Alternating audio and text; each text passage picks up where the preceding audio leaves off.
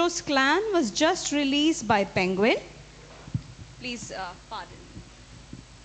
Penguin in November 2022.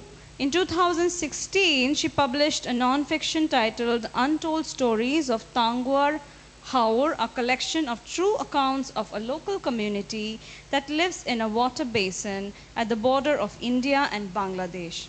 Her writing has appeared in the Zuban books, Cosmopolitan India, Himal South Asian, the Indian Quarterly, and the Daily Star. Since 2018, Ifat has been living in Pondicherry, where she is devoted to the teachings of Sri Aurobindo. Ifat, over to you. Welcome, Kanishka. Hi, Ken. Thank you. Hi. Um, So, I'm so glad that you're doing this conversation with me. yes, me too. I think we need at least preparation. Kanishka and I have known each other now for 5 years. We met in 2018, October, I believe. And I was talking to Kanishka earlier on the phone, and I was joking that I will tell all of you how it was when I first met him. Is that okay, Kanishka? Yeah, please go ahead. Yes. So I was writing my book. It was just finishing, and for a debut writer, the first draft is like holier than anything you can touch, right? And it's perfect because are not perfect. It's imperfect, but you're saying it is as perfect as possible. You're putting all your confidence into it. And a friend of mine connected me to Kanishka, who was representing other writers who I knew. And I spoke to him, and I really prepared myself. I didn't know what a literary agent is. It's a very interesting profession, and so I had to be articulate and all this. And I get on the phone, and Kanishka is as casual, as straightforward, as sort of, theek hai, send it. And I'm like, really, that's all? I have to just send it? Are you sure? And I was trying to ask him technical questions, and he's like, just send it. And I got a little worried that, is he really as good as people say? And of course, in time we've become friends, so you can definitely, I can vouch for it. But it took a while for me to understand it, and what I can say about Kanishka as a friend and as my agent, who got my, represented my book, which got published by Penguin last year, is that he has an amazing amount. His intuition is very sharp. I find Kanishka's, spiritual in his own manner, and I find him very honest. And he doesn't, just mince words. He will tell you how it is, and in a realistic manner. And that does not mean that things will not, and it's positive, but it might not be overly positive. And for new writers, it might be daunting to hear those words, but they are actually something that helped me. I gave my book in 2021 to Kanishka, and after 5 months, it was picked up by Penguin. And it's been a great journey throughout, and we met in person, and of course now we are buddies. So Kanishka, my first question to you is, I know you were a writer as well, and what inspired you to pick this very unique profession of a literary agent, and what was the story behind Writer's Side? Yeah, so this profession happened very accidentally to me. So I started out as a writer. I was 22 years old. I'm 41 now. And, at the time, we did not have like new writers, aspiring writers with not so great skill sets, did not have, a support system outside of 2 or 3 publishers who were very bureaucratic at the time, who were not accessible. We did not have any festivals. We did not have any, pitching contests where potential authors could, connect with, editors from publishing houses. So I was at my wit's end. I did not know what to do, and I was querying agents in the UK, US, and there were 1 or 2 agents in Delhi also, but this was not their mainstay. They were doing other things also. So I just realized that aspiring writers needed a lot of editorial feedback, and they also needed to work on their drafts before they could hope to get the attention of commissioning editors. So Writer's Side never started out as a literary agency. We started out as an assessment service in 2008, and 2 years down the line, I realized that I want to be given a chance to work with good books, because no level of editing, no amount of editing can turn a bad writer, can make a bad book good. It can just maybe make it grammatically correct, So in 2010, I started my agency, and my first writer happened to be Anis Salim, who's won like very major prizes now, including the Sahitya Academy Award. And thereafter, it's been a very difficult journey, full of ups and downs, learnings. I've learned everything on the job. I don't have any credentials. I've never worked in a publishing house. I've never even interned for another agency. So, and that kind of learning, while it's very difficult and precarious, it's also like very, uh, it's the best kind of learning. So, and I remember the first 3 or 4 years, a lot of people used to reach out to me, including well-known journalists, and they used to say that, we like you, we would like to, consider you for new books, but you are not well-known enough to be considered as our agent, But what I did was that I kind of stayed in touch with them, and some of them then, they kind of established contact with me for their future books. And then I think the turning point for the agency was 2015, where when HarperCollins acquired 25 or 26 books from one agent across genres. And then before COVID, like I think during COVID, Avni Doshi got shortlisted for the Booker Prize. In fact, that book was discovered by us. She was trying to find a publisher for the longest time. She had bad experiences with a lot of agents in the UK, and ever since then, it's been a wild ride.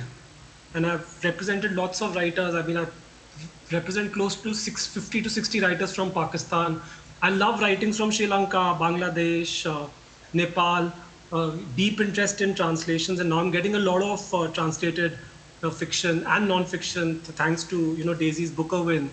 So it's been a difficult journey. I mean, I remember like in the first 2 or 3 years, I mean, some publishers, traditional publishers, I will not name them, they used to tell me that, but we don't pay advances, and these are and few years down the line, I got to know that they paid advances, so you learn a lot.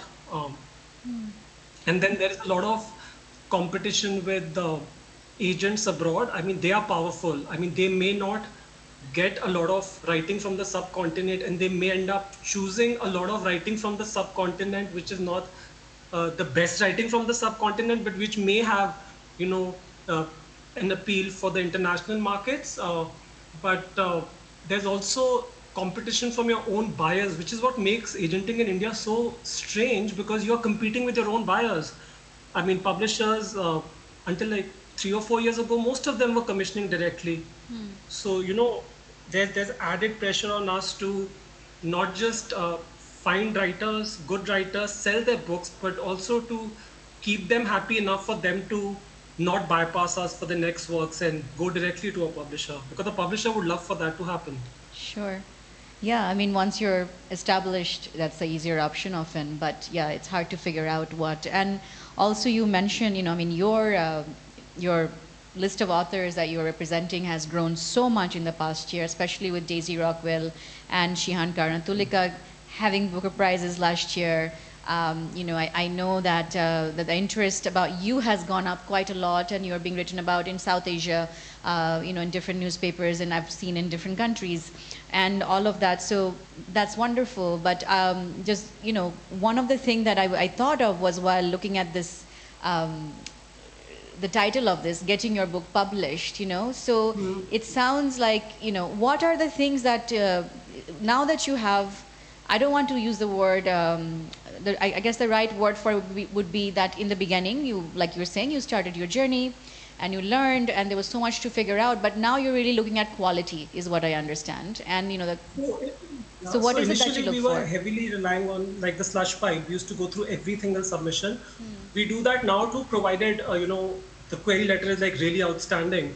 But I get most of my submissions, through my authors, through existing contacts. A lot of my authors are writing their next book. Some of them are writing more than one book at a time. And some of them, like Daisy Rockwell, have become so famous that I have to handle their entire backlist of translations because they have not been sold in many countries and languages.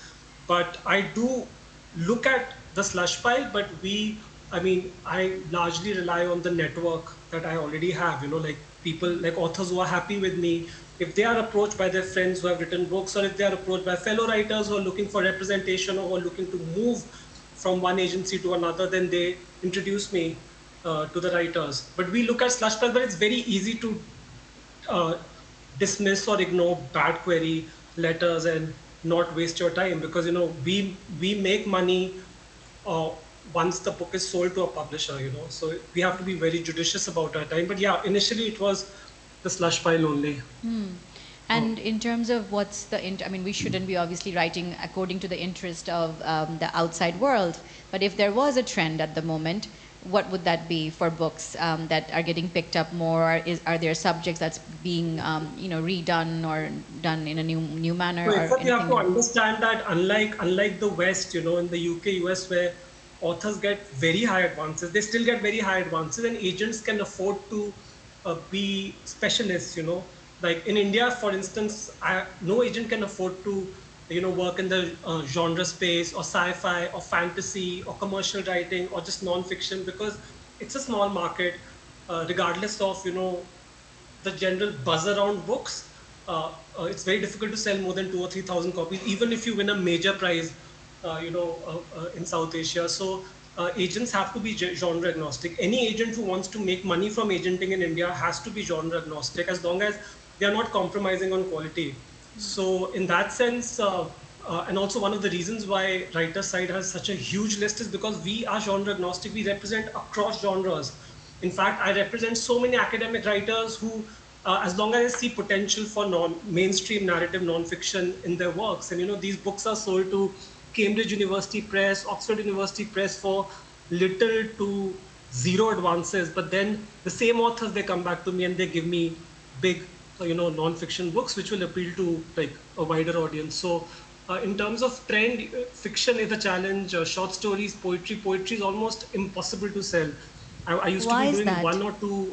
Why is I don't poetry know. impossible to Despite, sell? like I don't understand. I think all this buzz around poetry on social media and Instagram uh, has not translated into poetry books selling more.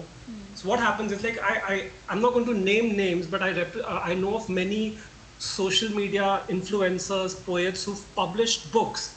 Now I don't understand why their books are selling like 1 or 2 thousand copies, at the most 3,000 copies, when one poem of theirs on social media being performed by them has like 500,000 views or maybe 1 million views. I think that the consumers of that kind of poetry, they only want to see performative poetry. They want to see it on Instagram. They want to see it on they want to see it visually.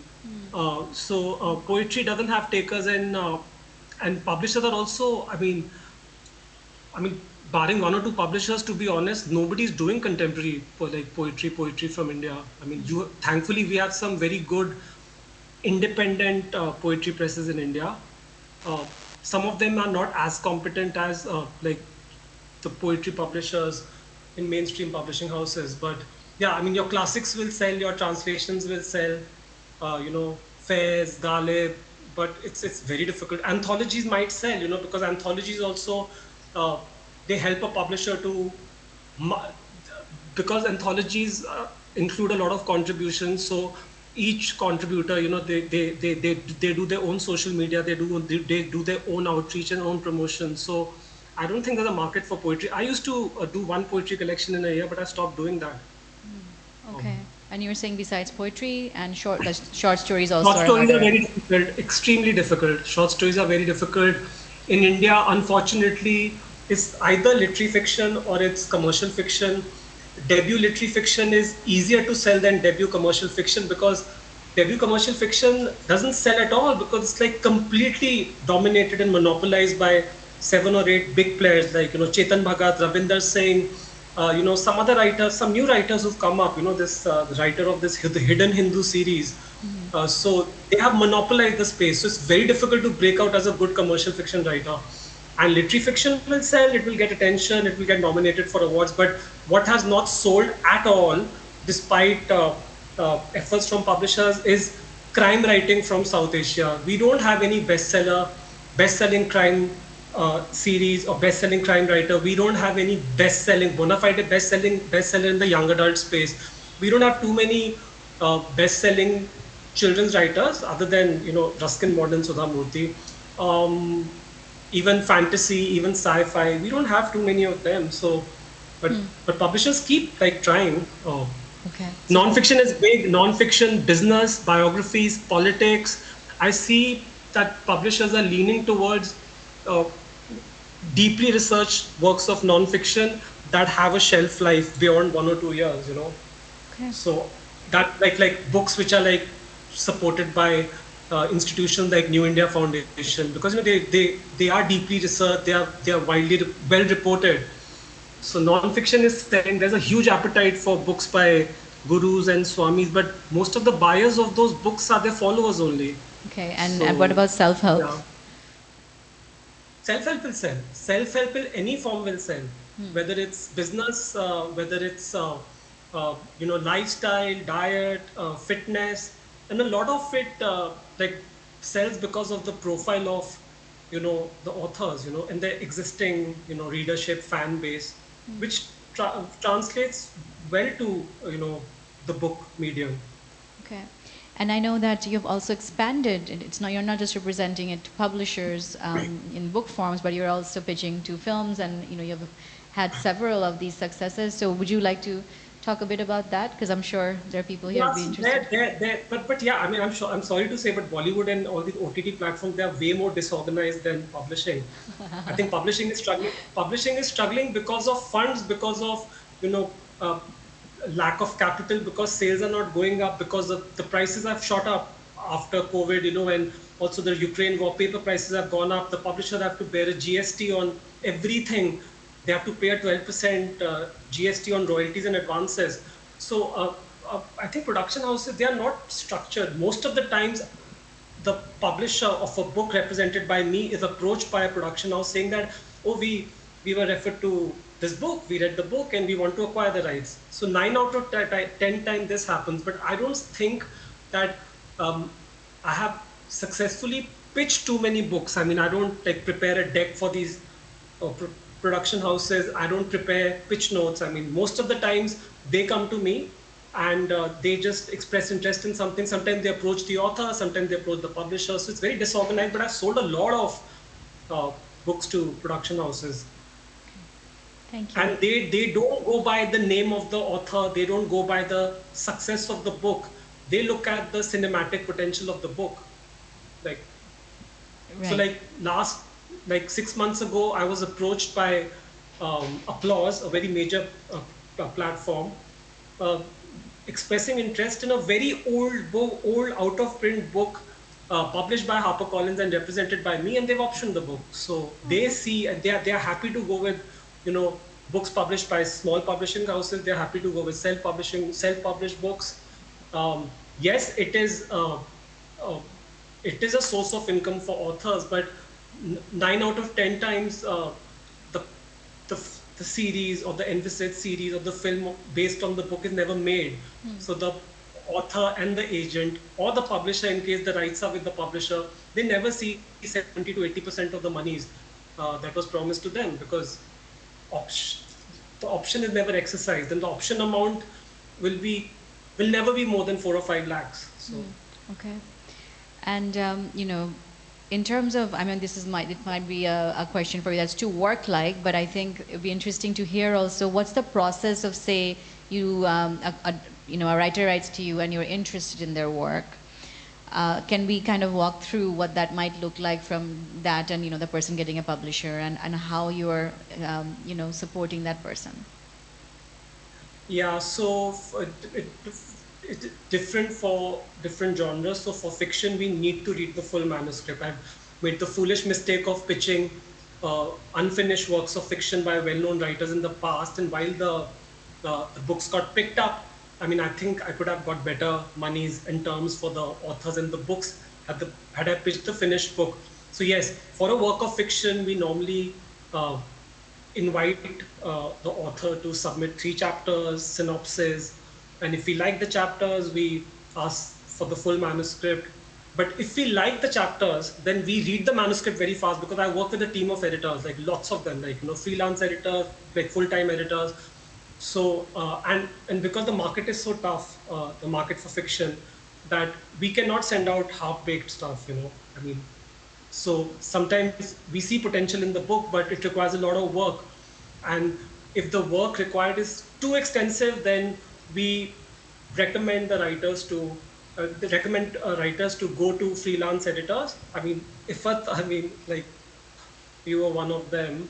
And if the work required is minimal, if it's just developmental, plot related, like characterization, then we work with the author.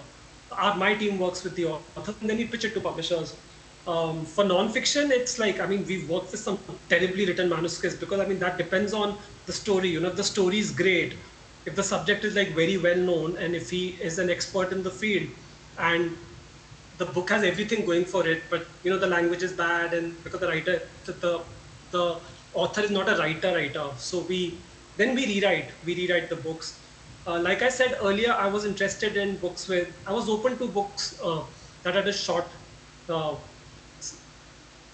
sort of a short term value, like for instance, like doing a book on UP elections and bringing it out like 2 or 3 months after the elections, like some very uh, specific books. But now I'm more interested in books with a long shelf life. And for works of non-fiction, we work on proposals, and if the book is ready, then well and good. And if we are not very sure about the writer, but we think the proposal is very good, and if the writer is not very well known, or if they are not well known uh, uh, in the subject, that they are writing on, in the field they are writing about, then we ask them to submit a chapter or so. So that's how it works, and then they give a delivery date to the publishers. Like, depends on the kind of work required. If it requires travel, if it requires a lot of research, it can vary from like the time submission period can vary from 1 year to 5 years. I mean, not 5, but 1 to 4 years. And then there are so many extensions that non-fiction writers take. Okay. I feel like there might be questions here, especially because this is a session where I'm assuming that there are folks here who are interested in publishing. But before we do that, I'll just check on the time really quickly. And yeah, we have a little bit of time, I believe. So How much time do you have? I think since we started a little late, I think we have 15 more minutes or so. Okay. Yeah. So one of the other thing that I was interested in understanding is, in South Asia, you're well known and you're pitching, and there are actually not many competitions you have, Kanishka, from what I understand at the moment here, at least in South Asia. But No, there are some good agencies, and they're doing good work, but yeah. okay. I have a lot of offers, and I'm not insecure about the other agents. There's room for more agents. There's room for 10 more agents. So what are the kind of sort of hurdles that you're having to pass when you're pitching to the West? And what kind of books or Very difficult, very, very difficult. And tell us I about it. mean, yeah. So I don't know. I mean, I've come close to selling lots of books in the UK, US, and I've managed to sell some works. I sell a lot to Hearst, I mean, because Michael is also very interested in South Asia, South Asian region. So yeah, I mean, he buys like one book from me every month or every 2 months, but it's very difficult to sell fiction. I've recently managed to sell 2 or 3 works of fiction, but it takes a long time, And the publishers in the UK, US, they are very slow. They are very slow. So I've started traveling to, all the important book fairs. I was at the Frankfurt Book Fair last year, and after a meeting with some editors from Serpent's Tail, uh, I managed to sell one debut novel to them. But yeah, it's very difficult. What I do don't you know what think they're is looking the for. what And do I you mean, I think is the sometimes don't even issue? understand why they're rejecting a book. Sometimes they feel it doesn't speak to their readership, or it is too specific. Even though they have published so many works which are even more specific. I really don't know. And it's not because these authors are based out of India, or they are not well known in the UK, US. That's not true, because a lot of agents in the UK, US who represent writers from South Asia, they reach out to me to try and sell uh, their authors' works in South Asia after failing to sell their books in the UK, US. And these writers have very fancy MFAs. Some of them are based out of London, some of them based out of US. I represent like close to 50 or 100 writers who are currently living in the UK or the US. It's just a very tough market. It's Okay. just very tough. Okay. Yeah, unfortunately, a lot of authors might think that getting published internationally beyond South Asia is, some sort of a No, and also the badge. monies are very low. I mean, unless it's like a very, very big deal done by like someone like Wiley or even any other agency, and there are like 10 or 15 publishers involved in the bidding, you'll be surprised to know the kind of offers that I've got for some of my books from the UK, US, and some of them are from like very well-known publishing houses. You know, imprints of Hachette, imprints of HarperCollins. It's like as high as the advance the authors I've got in India for the same book. Wow. So, Okay. and it's also very difficult to get reviewed in the UK, US, even if you are published by a mainstream press, even if you got an advance. I'll just give you like for instance, this book. It's a brilliant book by a Nepali writer, Smriti Ravindra. This is the Harper Vaya edition, which was sold by her US agent, and it was sold for a phenomenal advance. But you will not see too many reviews for the book in the US market. The India edition was published by HarperCollins India. I was the agent, so there is no guarantee that a UK-US deal will like lead to a lot of reviews, award nominations. I mean, even if the publisher wants to enter your book for a major prize, be it Booker or Women's Prize, they have, they have quotas. I mean, they cannot enter more than 2 books. They cannot enter more than 3 books. Right. So yeah. It's a lot of different calculations which you will understand way better than us. Thankfully. Yeah, so I had sold Shehan Karunatilaka's 2 books, the short story collection which is out in India from Hachette India, and the forthcoming novel to imprint of Hachette UK. I'm forgetting the name. Fleet. And while he had not won the Booker, while he had not been nominated for the Booker Prize, Shehan was very, very big after the publication of Chinaman, which is a classic. Yeah. So I got a very bad advance for him. So now things have changed because he won the Booker and he can command big advances, but it was like a very poor advance. Wow. So let's open up our to our audience here for questions. Anyone with any of you? No? Perfect. Is there a microphone we can pass around?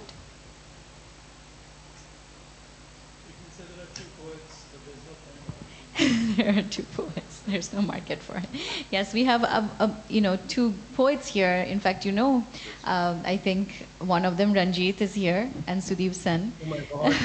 Yeah. So here you are talking about poetry not being selling. Oh, but Ranjit is not. Ranjit is a very major poet, so he Yes. will.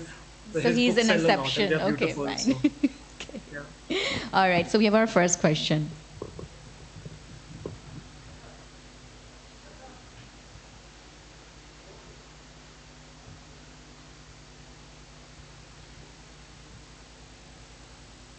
I can't hear.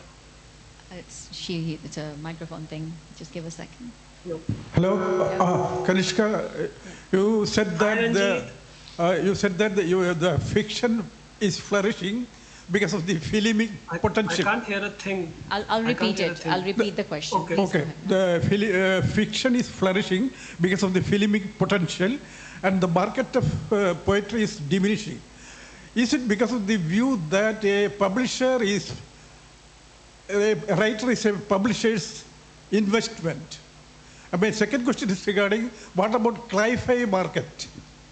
Sorry, what market? Cli-fi, climate fiction. Climate fiction. Okay. So one question is the first one is you said the poetry market is down and where the fiction market is going up, or is it the same space? And does it have anything to do with, if I understand correctly, the marketing aspect? Am I right? From the publisher side. And the second question is climate fiction. What about climate fiction and what your thoughts are or how it's being sold? So climate fiction. I'll answer the second question first. Climate fiction is doing quite well, but again, unless you look at a Janice Parriott or some other writers who have a very big following, see what happens is that even poetry manuscripts, even poetry books published by Penguin, Harper, or even Speaking Tiger, and even debut works of fiction published by the major publishers, they get a lot of attention in the media, Ranjit. There's lots of reviews. They get some of these It's authors not get Ranjit's invited. question, by the way. Sorry. Okay. Okay. Some of these authors get invited to major LitFest, but it doesn't translate into sales. Like, I mean, I have actually seen this. Like if there is a full page review for a debut fiction in Hindustan Times, or even Hindu or Indian Express, and like 8 hours later or 12 hours later or even one day later, if you see the Amazon rankings where most of the books are selling, you don't see much of a difference. So I'm saying that there's a lot of talk, there's a lot of hype, festival after festival happening, but is that translating into big sales or a sort of a leap in the sales for these books? No, it's more or less the same that it used to be. I'm not saying it's stagnating, nor am I saying that it's like coming down. It's more or less the same. The first print run will be 2,000, 3,000, at the most 5,000. And in order to sell those 5,000 copies, a publisher will have to promote the book a lot, and they'll have to wait for a long time for those books to sell out. So my question is that readership is not growing. There's a lot of interest in books in general, but at the same time, it's not declining. Right. Okay. Kanishka Yes. ji, I got a question. Amazon has got a self-publishing platform. Can I know your views on that platform? Did you hear the question? No. No. Can you So repeat it? I can't hear Amazon anything. has, a self-publishing platform. And what are your views about this? No. So who has started a self-publishing platform? Amazon. Uh, Is that what you? Amazon, yes. So I would request all serious writers, serious literary writers of fiction, non-fiction, and poetry not to go for self-publishing. It lacks credibility, and the books will not be taken seriously by media. All the awards in India or outside, they do not entertain or accept self-published books. At the same time, it's very good for writers of a certain genre of books like romance, sci-fi. I know of so many writers who are making a proper livelihood out of self-publishing books in India also. Like someone like an Andali Vajid who uses a hybrid model. Some of her books are published by traditional publishers. Some of her books are published on Amazon KDP. So, but if you are a literary writer and if you are good, if you have some skills, then I think you should just keep trying till you find and keep working on your craft till you find a mainstream publisher, because self-publishing lacks credibility. I have been approached by so many self-published authors, sometimes 1 or 2 days after their books have been self-published, that they get no support from these platforms, these self-publishing platforms. They don't know, they don't provide editorial services, the covers are bad, but most importantly and worryingly, their books are not available. And then I tell them the same thing, that your book is now out there. I mean, it's on Amazon. It may be in some bookstores. And then there are authors or families who are like trying to put together a book, for some occasion or some anniversary, who know that their book doesn't have any universality. It will not have any readership. So they do not look at traditional options for publishing. They approach me for editing, and they ask me that, can you connect me to a designer so that they can, get everything in place and then self-publish. I also know of writers who've had terrible experiences with mainstream publishing houses for whatever reason, who experiment with self-publishing, So, but I don't think self-publishing is the way forward. I don't know much about Amazon's new self-publishing platform. It can't be Pratilipi. Pratilipi is something else, that app. So. Right. Any more questions? Hi. There are online platforms like Wattpad for fiction and Substack for non-fiction. What's your view on using that platform as a place for building your craft and also building an audience? It's like WordPress and such things, you were saying? Okay, Yes. so the question is from a young audience, and he's asking, so there are platforms now like WordPress, Medium, etc. What can we do to sort of build a name or kind of a reputation or a following? Is that something you recommend that, does it help? Is everything okay? Can he hear us?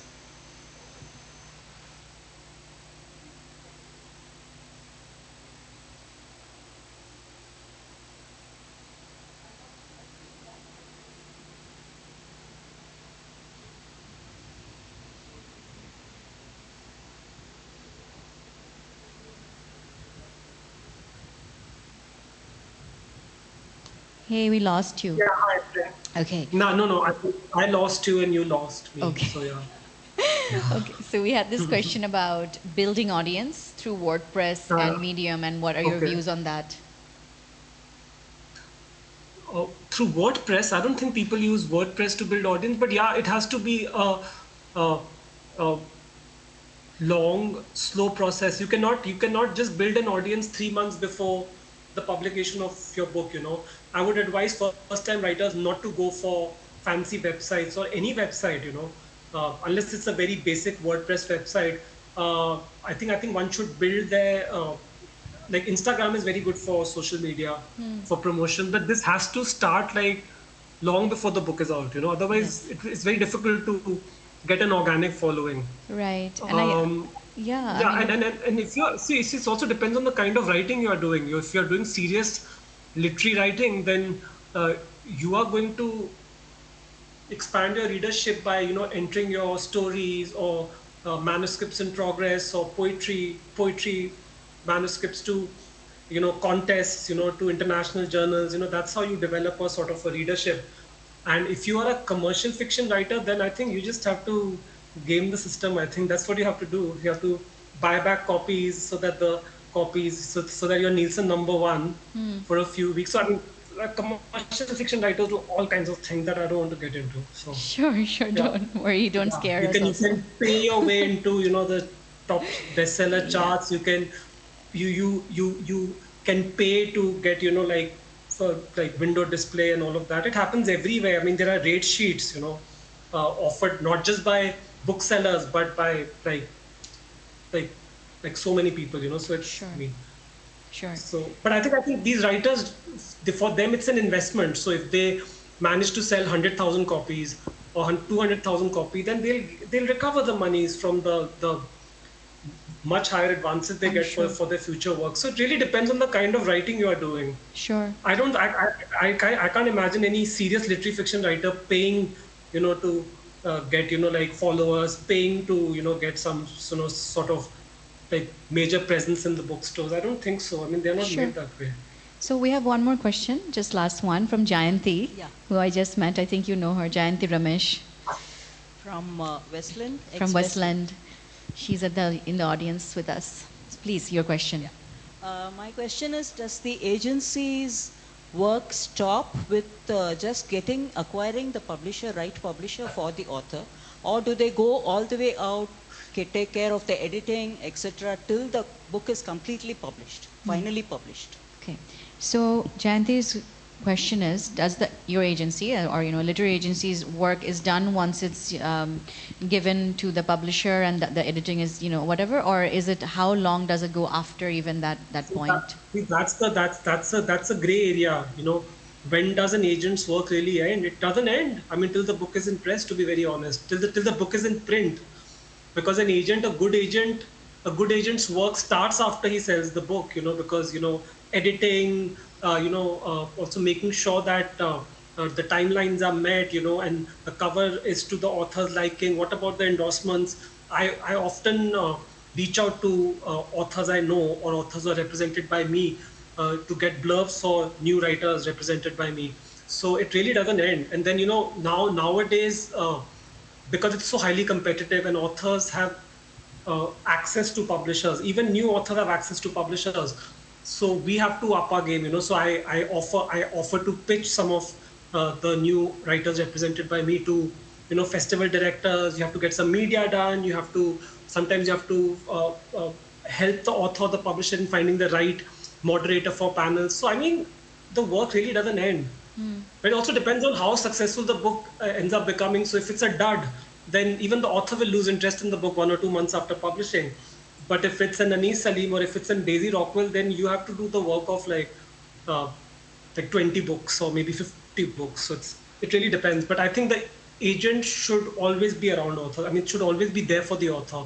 Sure. And also also kind of interpreting or making them understand the royalty statements and looking at other rights, because some publishers have now started producing audiobooks in-house, like Penguin and Harper. So if someone approaches an author, a Penguin author represented by me or a HarperCollins author represented by me, who published his or her book long ago, but now the publisher has approached them, then obviously who are they going to reach out to? Because the agent is part of the contract with the publisher. So it's our responsibility. It never really ends, but sometimes, and the work varies from book to book. If it's a very big book for the publisher, then the agent also has to put in a lot of work. If it's not a very big book, then the agent may not have to put in a lot of work, but the author may be difficult and demanding. And for us, all authors are equal. I mean, the author is getting a 10,000 advance and an author getting a 10 lakh advance. So you can't say that, you're not big enough for me, so if my work is done. That's how a lot of agents lose their authors to, publishers or to other agents. You just have to respect the authors. Sure. Thank you so much, Kanishka. I think this was very informative, even for me. I know you and been through the process, but and thank you so much for being here, everyone. Thank you for Kanishka, thank you for such a wonderful questions. Thank you. Thanks. Yes. See you. Bye. Thank you for being here. See you soon. See you. Bye. Bye.